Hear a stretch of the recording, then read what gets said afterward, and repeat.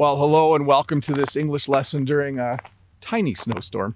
It's not too bad out here. It's actually not too cold, but it's supposed to snow quite a bit. Anyways, I wanted to talk to you today about things you can do to make your English learning more effective. Not easier, not things that will make it super easy to do, but things that will make it more effective. Things that will make it worth your while. I think I have about 6 of them that I'll talk about in this video. I think they'll help you a lot.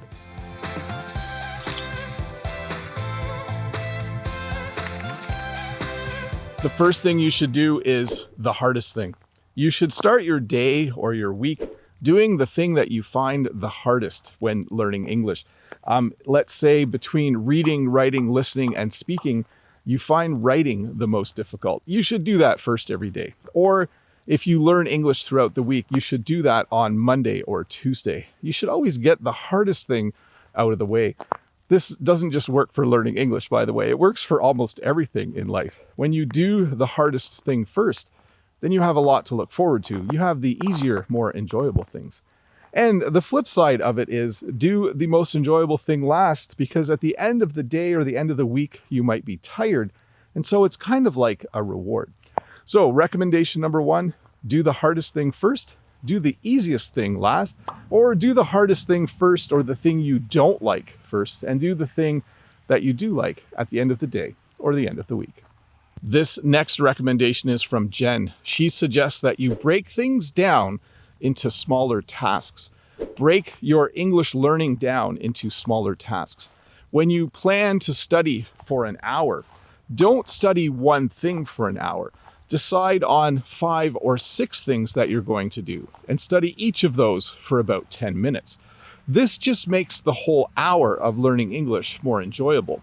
When you know that you're going to do a little bit of reading and then a little bit of writing, you're going to learn a little bit of vocabulary, study some grammar, and then do some speaking and then some listening. It just makes the hour go faster. It helps your brain to do different things and learn different things. And it will overall just make the whole learning English experience more enjoyable. So, number 2, break things down into smaller pieces and enjoy each small piece as you do it. The third thing you should do is think about the future. I always like thinking about how will I feel if I don't do this today? So think about how will you feel on Saturday if you don't study English every day of the week? How will you feel on Saturday if you do study English every day of the week? So if it's Monday and you don't feel like learning English, think about how can you make yourself happy later in the week. It's really cool after 5 days of learning English to sit down on a Saturday and look back and celebrate what you've done. It's really cool on a Monday to kind of give yourself on Saturday a little gift, a little bit of happiness, so that when Saturday comes, you can just be super excited that you worked hard learning English all week. Another thing you can do is do a lot of the thing you like doing. I think this is a good idea, especially when learning a language. Usually the 2 things that people like doing when learning a language like English, they usually like listening to a lot of stuff, and they usually like reading. But listening is probably the number 1 thing that people enjoy doing. So do it a lot. Do as much listening as you possibly can.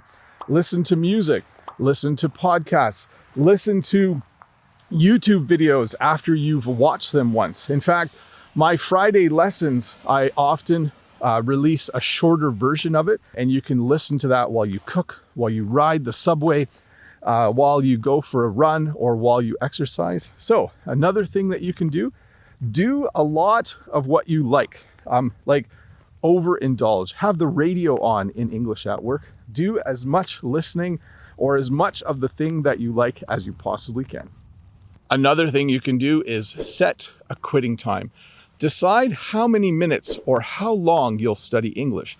Maybe set a timer so that you know when you'll be done.